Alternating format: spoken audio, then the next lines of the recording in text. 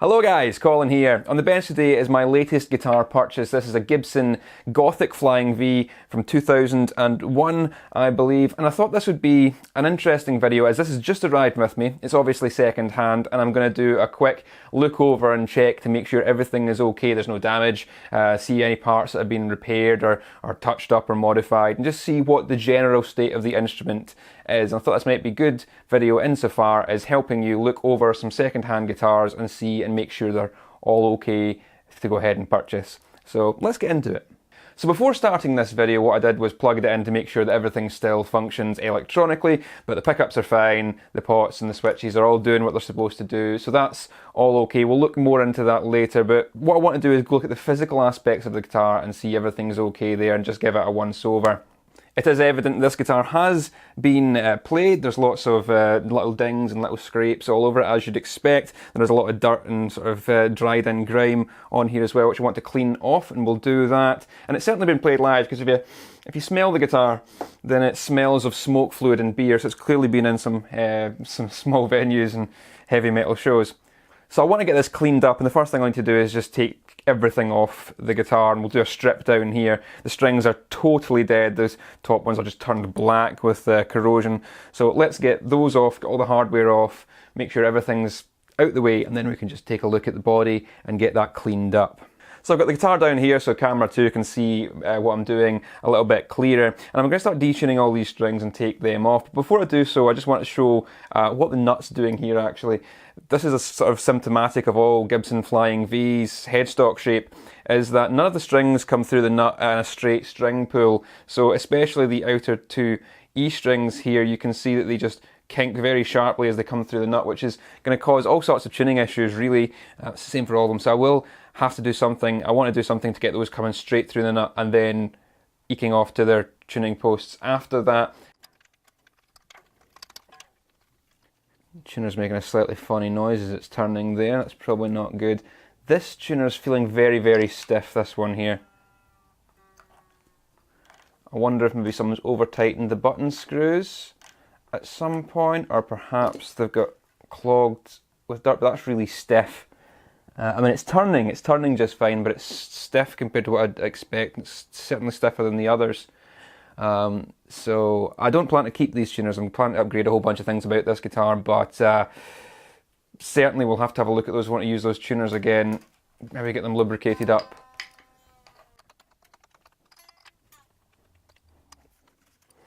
And with those loosened, we'll just clip them for the sake of simplicity, make it easier for ourselves getting those off.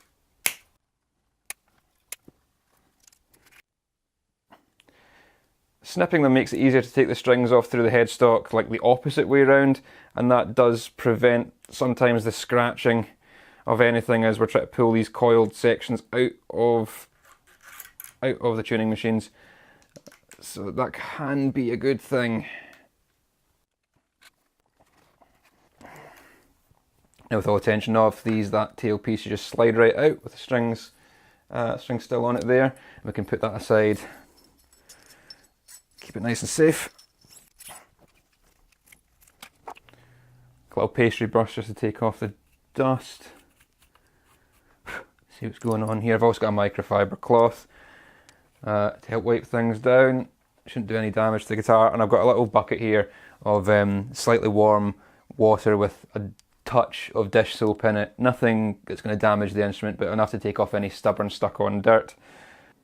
The bridge just lifts off.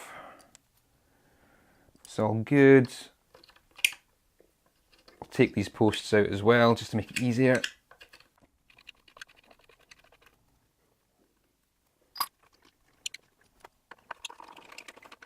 Interesting to learn things about the way guitars are constructed when you do this. Noticing that they've finished over the threaded insert that goes into the body. I wouldn't have thought that, but that's obviously the way Gibson have done it. So now the guitar's clear of strings, we can start to look at things, get things cleaned up and see what's going on. Quite interested to see here that the frets are, I've got relatively little wear on them, to be honest. Even if the fretboard looks like you can see finger divots, I think it might just be dirt. We'll get that cleaned up. But the frets are in Frets in reasonably good condition, actually. They're not showing tremendous amounts of wear, despite the fact the guitar has obviously been quite well played. This fret's looking in really good condition, so I probably don't have to do any work, any fret work to this at present, which I'm quite happy about. That saves me a lot of time. I'm not sure what that 12 fret inlay's about, though. That's wouldn't have been my choice. At a very cursory glance on the body, everything looks to be in pretty good condition. In terms of damage, we do have a little crack to the scratch plate here where someone screwed the screw in a bit too tight and they've cracked that sharp point. Not the end of the world, but frustrating. Don't over tighten your screws. There's a little bit of corrosion around the screw pull pieces on the pickups. It almost looks as if a screwdriver's gone in to adjust these at one point, sort of chipped the finish away and then exposed it to the environment. So they kind of look a bit nasty, but these screws aren't particularly damaged. It just seems to be rust and corrosion around about those points, so they're pretty much okay. Now this is a nitrocellulose finish, and there's a point on here, just here, which has been touched up and repaired in the right lighting, and I'll see if I can capture this on camera too, just about there. Maybe you can see that there's a slight indent, like circular pit at that point where you can see some of the white poking through, and it looks like that has been an area that's been chipped out and then refinished. And the reason you can really tell that is because this whole section up here is much shinier than the rest of the satin black finish, and there's these long lines running this way, scratch marks, which has obviously been from someone with a bit of sandpaper sanding like this. Now the clue for retouching finishes is to use circular motions when you're sanding, because it makes it easier to take out the scratch marks. If you do these long sweeping strokes, then you leave a very obvious long scratch line. So it looks like that point there has been touched up sometime in the past, and that scratching has been because of that. So there has been a little bit of work to keep this finish completely black and not have it chip off like a nitrocellulose finish often does. We can see something slightly similar around about this horn here. This section is shinier than the rest of it. It looks like there's been some repair to the finish happening in this area around about where the button is, the strap button, possibly because the strap button's pulled out at some point and come crashing to the floor. I noticed that these strap buttons aren't the originals. They're not Gibsons. Those look like Dunlop. Yeah, they look like Dunlop locking strap buttons. So obviously at some point I think there's been some perhaps damage to here from a strap being torn off in the middle of a show, and they've replaced them with these, the previous owner. Because it does look like there's been some damage to this part of the horn here. And as expected with the Flying V, you're seeing the bottoms of these horns here chipped away where it's been touching the ground, touching any surfaces. So that's where you'd expect to see damage here. It's nothing serious. The neck joint doesn't seem to have suffered any damage at all. It looks all in good condition on both sides, no cracks, nothing happening there, which I'm very pleased to see. And if we look at the back of the headstock here, which is a notorious area for damage on Gibson style headstocks because of that back angle, we don't see any cracking, there's no repairs, there's no damage happened here. So this headstock is still intact, it hasn't been broken off the neck at any point, there's no structural damage there. And it certainly would be difficult to finish back over that Orville Gibson little plaque there. It's just a painted on image of his face, very spooky for the whole Gothic vibe. But yeah, it looks like the headstock is in pretty good nick, which again, very happy about, because that is one of the major failure points on any Gibson. So there's the Made in USA stamp on the headstock, and that will be the serial number there. So this is a Made in USA Gibson, as it says on the case. Just seems to be general dents and scuffs. Other than that, the finish is actually in pretty good condition. A couple of deeper dents on the neck, but again, for something this old and it's been gigged, can hardly really complain. It's all fine though, nothing major. Frets again are in good condition. Just everything's a bit grimy right now, so we're gonna try and clean it up. That's what we're gonna do.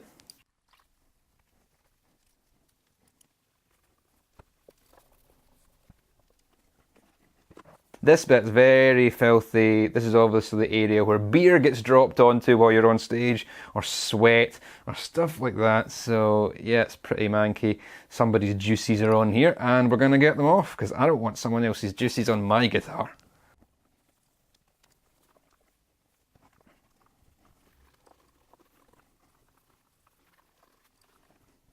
At this stage we're only using a slightly damp cloth, so any moisture here is not going to cause a problem, but we'll make sure that the guitar gets dried off properly so there's no moisture sitting on any of the parts, causing further corrosion, although there's plenty of rust and corrosion going on with these parts as it is, so it's not really going to detract any further from what the guitar's already suffered. I think probably at this stage I want to get that pick guard off so I can get underneath it and clean it out a bit better as well. Now, if this was a proper vintage piece that I wanted to make sure went back together the proper way, I'd take note of which screws came out of where, as some will get more wear than others depending on where they're placed next to your hands or whatever. But these screws all look pretty evenly worn, and it's not such a big deal in this case. It's not a hugely valuable instrument, so it doesn't really matter where they go when I put them back in. I'm just going to be careful when I take this last one out because it's very likely that that tip will break off of the pick guard if I'm not careful with it, so hopefully we don't do that. Now, having just flipped over the pickup cover to check the control cavity, it's very clear that these electronics have been touched at some point. They've been desoldered and then put back together. Everything looks original in terms of the pots, the switch, the pickups. They all look like the stuff that came with the guitar, but it's very clear that at least the bridge pickup has been desoldered from the back of the pot, so that ground connection has been broken and remade. There's a lot of brown flux here coming from reheating the solder. This on the tone pot here is also pretty messy. You can see the indent where that solid wire used to be and has been taken off and soldered back on. So at some point, some of these wires have been removed. I wonder for what purpose. It's not clear at the minute. There's, as I say, there looks to be nothing to have been changed or upgraded or modified. Just seems to have been taken apart and put back together in places. So we'll keep that in mind as we go forward. Something I've just noticed is on the volume pot for the bridge pickup, there is a tiny little bit, you can see here, of white single core wire, which looks like it would have been the hot wire from a 4-conductor pickup. So that might explain why we're seeing this solder that's been remade here. If this has just been snipped off, it might have had a different bridge pickup at some point. Previous owners probably upgraded the bridge pickup, and then when they've gone to sell it, they've taken that aftermarket pickup back out and put the original one back in. So that's why everything looks original, but it's been tampered with. It seems to have been at some point there have been modifications of this and it's been reversed before selling the guitar onwards.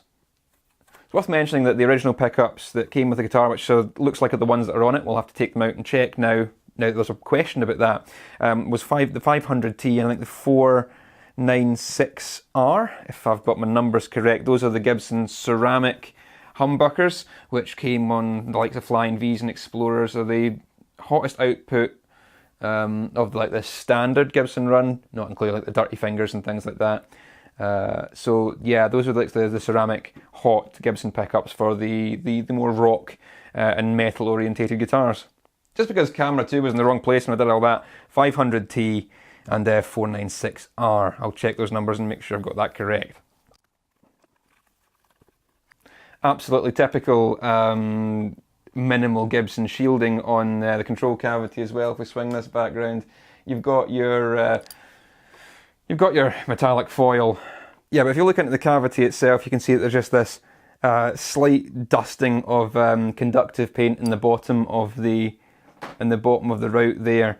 It doesn't go up the walls, it doesn't connect to the top surface, so it's no any use as a shielding solution. What was the point, Gibson? Unless, of course, this wasn't a Gibson thing, this might have been the owner did it. Who knows? But hey, we can sort that out ourselves. The jack plate as well, just so we can get underneath that. Vroom, vroom, vroom. People outside. They like their motorbikes around about here. Dirt bikes and all the rest of it. It's just a penis extension, if you ask me. Nothing out of the ordinary on the jack plate. It's a Switchcraft jack plug. The soldering all looks like it's been made and then never been broken, so that's probably never been off. All that wood dust from the routing of the cavity there is still there, so it's probably all original there. Nothing to concern ourselves about.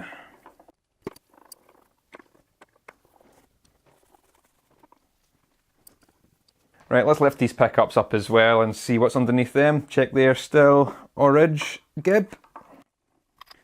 I still don't know what I want to do with the pickups on this guitar. I've got a whole bunch of other ideas of what I'm going to do for the rest of the parts, but I might keep these pickups if they are what they're supposed to be, because I think they're probably pretty good pickups, but easy enough to swap out, and they have been swapped already by the looks of things, so maybe I'll find something that I like and slam them in instead. But for now, I'm probably going to stick with these just for a little while at least. DSVG is written in pencil on the bottom of that on that route there, whatever that means. But we can see from the pickup that it is a Gibson USA base plate at least, so it must be the whole pickup. So it's likely the original pickup that came with the guitar.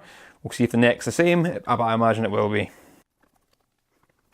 Lots of sticky scratch marks on the top of this pickup, just as we're talking about that, possibly from getting scratched with a pick. That's probably the place where it's going to get strummed the most. I also seen a bit of curving in on the end of the fretboard there. I wonder if that's from the same sort of action.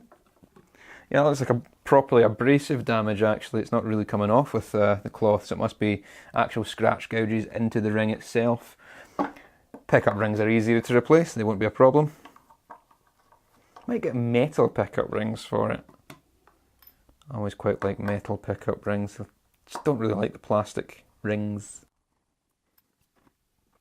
Got some different initials getting a Menchie inside the neck pocket there. But again, we have a Gibson USA pickup. So it's both the original pickups. That's good. That means I know what they are, and I know if I want to change them up or not, that this is what I've got to work with.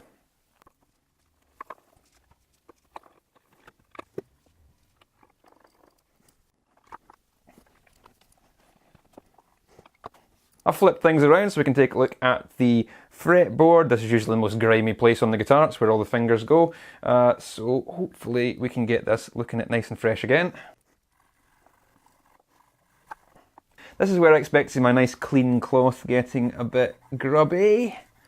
Let's see. Yeah, that's looking pretty manky already. Only done a couple of frets. It's only going to get worse as we go down the fretboard.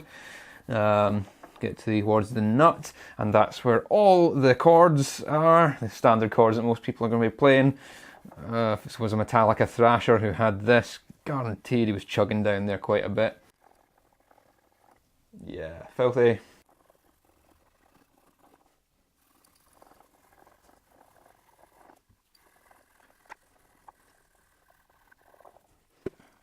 There's a little bit of tarnish and rust on some of these frets up here, where obviously moisture's sat for a while.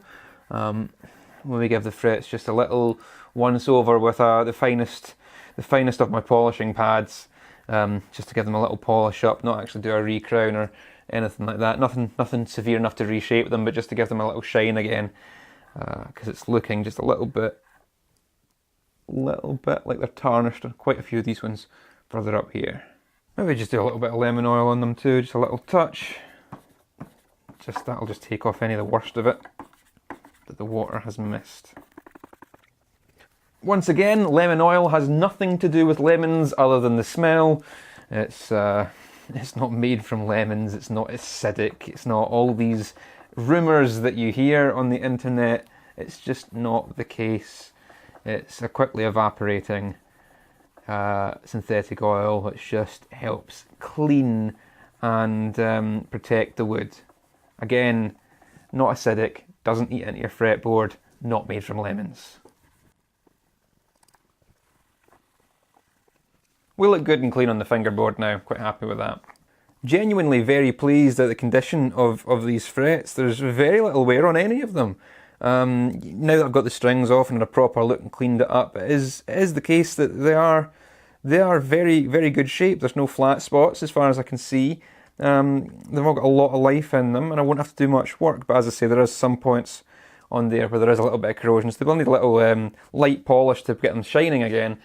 But in terms of actually, fret wear, there's barely any at all. You can maybe just see a little bit starting there, but it's not, these aren't really flat spots, it's just the very start of it. And I wouldn't even bother to try and correct that. It's not enough of an issue at this point for it to make a difference one way or the other. Right, moving on down to the headstock, we'll get this big truss plate off, and we'll give it a clean up. I probably won't take off the tuners just this now, but I will maybe try and loosen the buttons on them and see if they just turn a little bit easier, because that is especially that one's stiff. Let me try that just now. Yeah, that's not loosening it's just loosening the button, it's not loosening the tuner. Sometimes when you tighten them up too much, they become really stiff to turn. But no, I think that's internal to the tuner itself that's just got stiff. Maybe if I just work it for a while, it'll loosen up. Very, very odd. I've never felt them go like that before. But at least they are turning. It's not like they're locking in place or they're, not turning. It's just they feel very stiff to turn. Not important at this point in time. I do plan to upgrade those anyway.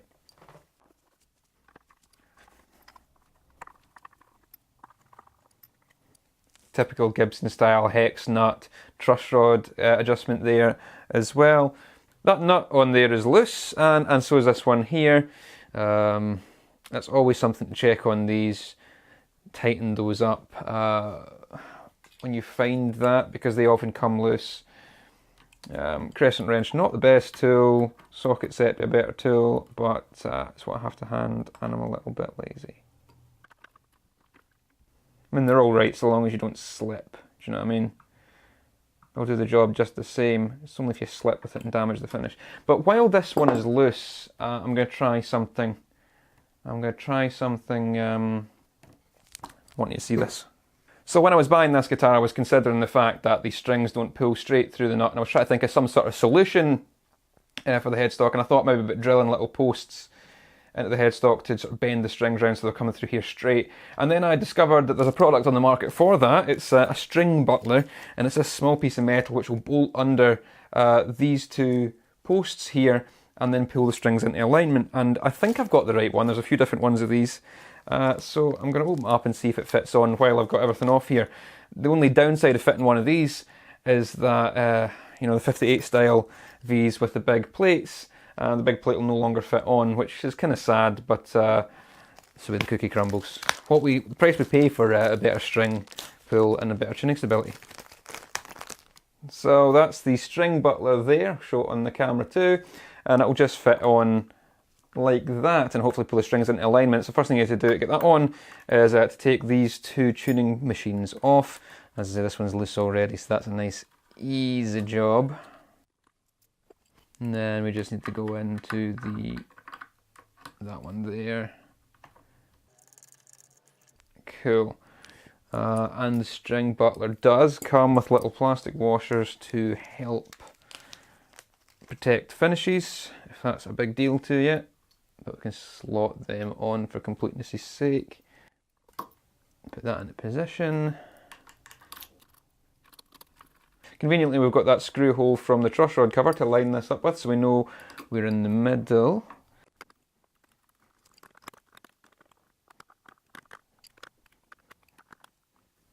There we go, just careful not to over tighten that.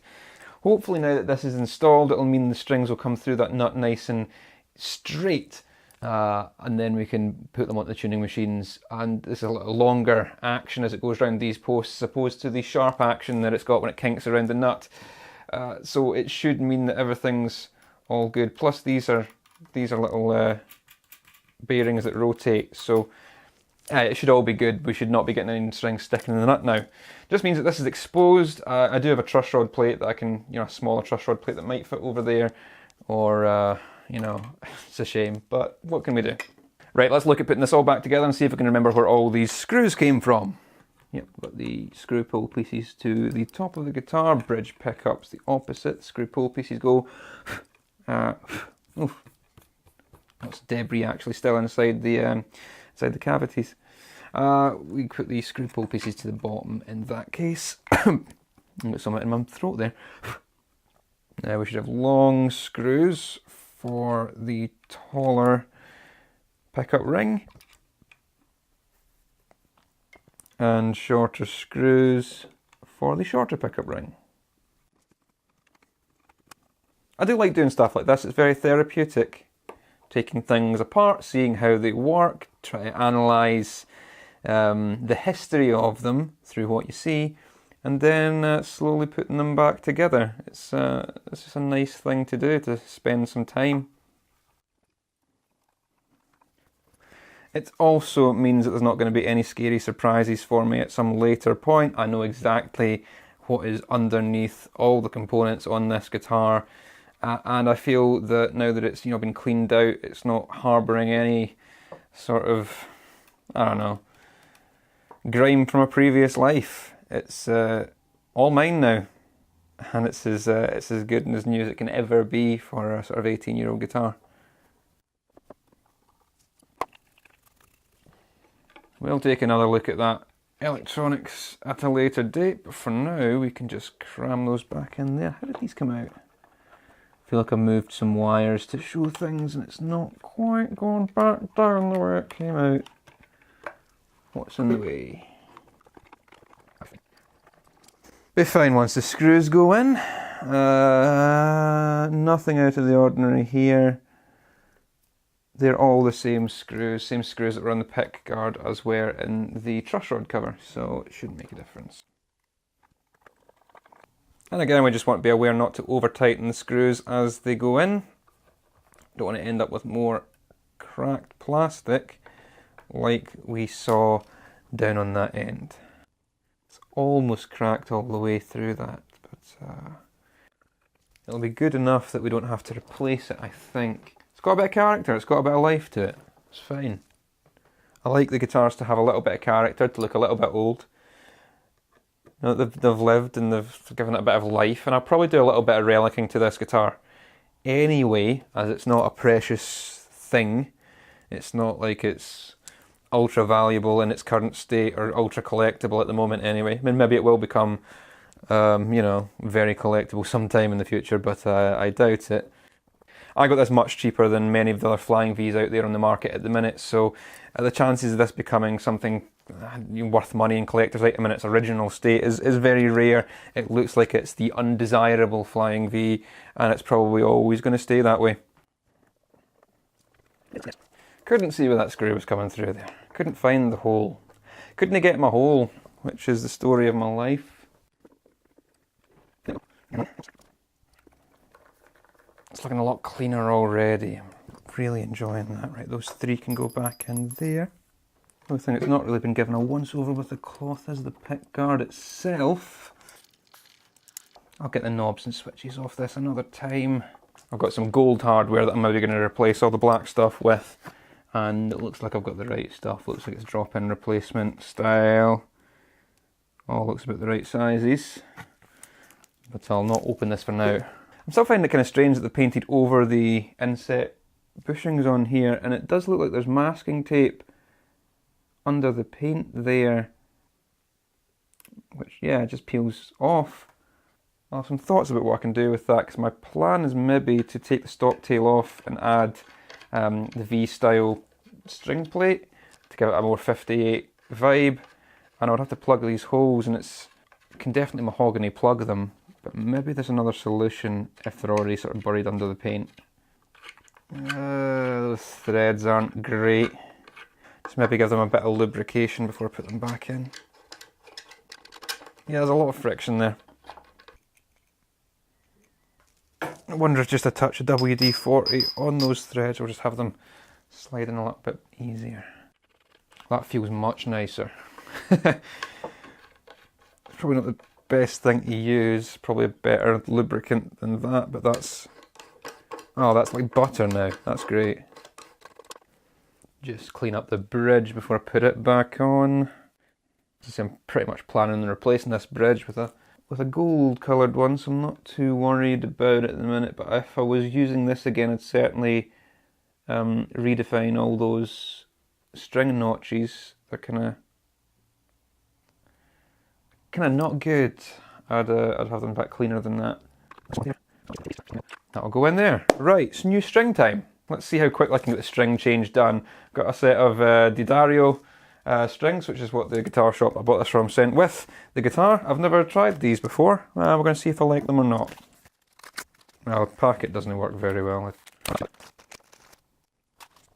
Okay, we'll string it low to high. Make sure it goes around that post that I've got there now from the string butler. That's certainly not any good. We'll need to raise the action up. I'll set the action just a little bit higher than I expect. I can bring it down easier than I can raise it up once all the strings are on. I hope my string butler could maybe come over a little bit.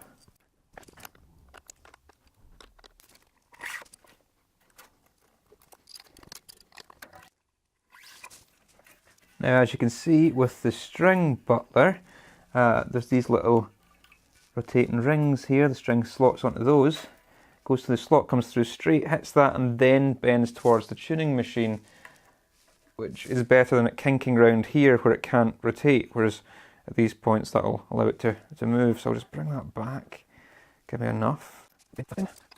And that's looking very nice as it's coming through the nut there and just coming through sort of straight. So long as I've got that in alignment, I can always tweak that, but it's certainly not kinking off to directions as it was before. That's a lot nicer.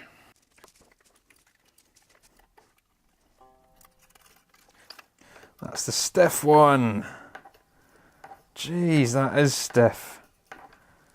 I'm hoping that loosens up with use. I'd like to get the use out of these.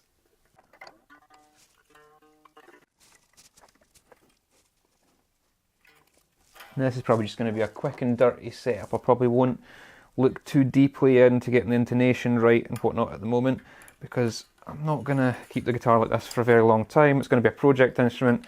There's going to be new parts going on it. I'm going to be doing work to it, so all of this will be undone pretty quickly. But I just want to get new strings on, and the string butler especially, just to see how it plays, how it performs, before I make the decisions on doing all the work that I sort of have anticipated in doing with it. It'd be nice to know if there's any untoward problems, playing issues and whatnot else that I need to fix out before making this into my perfect Flying V. Or as perfect as a Flying V is ever going to be for me. Not really ever been a big Flying V fan, but ever since having that little 58 styled Ibanez Rocket Roll, I've had a little bit of a passion for them, really wanting to get involved in a Flying V, so this is what this is all about. And that's why I've opted for this one, which has the 58 stylings. And I'm maybe going to go for the string plate as well.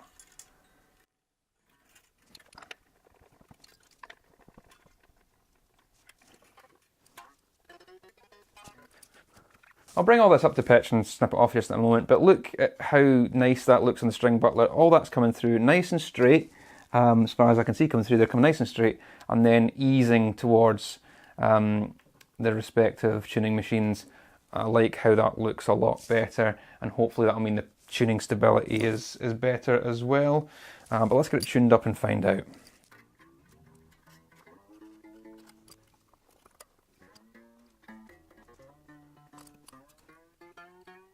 I hate how stiff that is. It feels like the string's about to break, but it's not, it's just the tuner.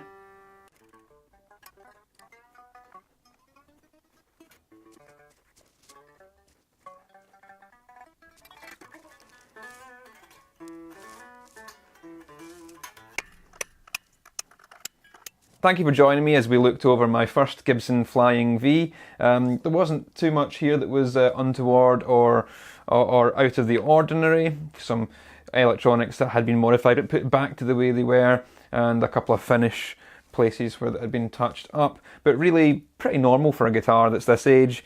And I'm liking that string butler as well. The way that that's pulling the strings through now should be better tuning stability. So I'm going to go and give this a little play test and see that everything's functioning properly, and then have a good think about where I want to go from this point onwards. But that's all for now. Keep it loud, and I'll see you later.